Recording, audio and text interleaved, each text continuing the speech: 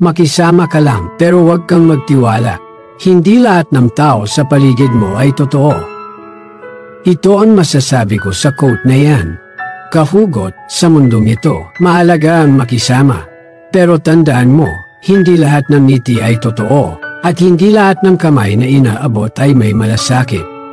Yan ang realidad na kailangan nating harapin.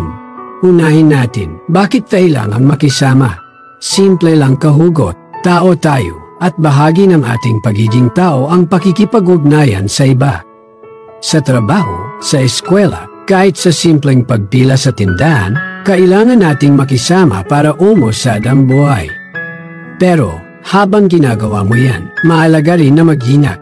Hindi lahat ng tao may mabuting intensyon. May iba dyan, nakaniti sa harap mo, pero pagtalikod mo, iba na ang kwento.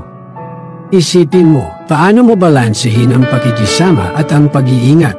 Unang-una, maging mabait ka pero hindi sobra. Ibig sabihin, okay lang tumulong, makinig, at magbigay ng suporta, pero huwag mong kalimutan na may hangganan ang lahat. Hindi mo kailangan ibigay ang lahat-lahat, lalo na kung sa uli, ikaw rin ang mawawalan.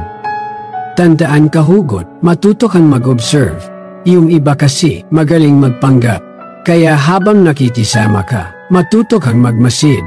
Tingnan mo kung paano sila kumilos hindi lang sa'yo kundi pati na rin sa iba. Sa ganitong paraan, mas madali mong makikilala kung sino ang totoo at sino ang hindi.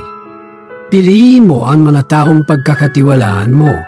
Hindi ito madali, pero sa pagdaan ng panahon, matututunan mo rin ito. Yung mga totoong kaibigan, yung hindi ka iiwan sa ere, yun ang mga taong dapat mong ingatan. At higit sa lahat, magtiwala ka sa sarili mo. Oo, mahirap magtiwala sa iba, pero dapat hindi mawala ang tiwala mo sa sarili mo. Huwag kang nawala ng pag-asa sa kabutihan ng tao.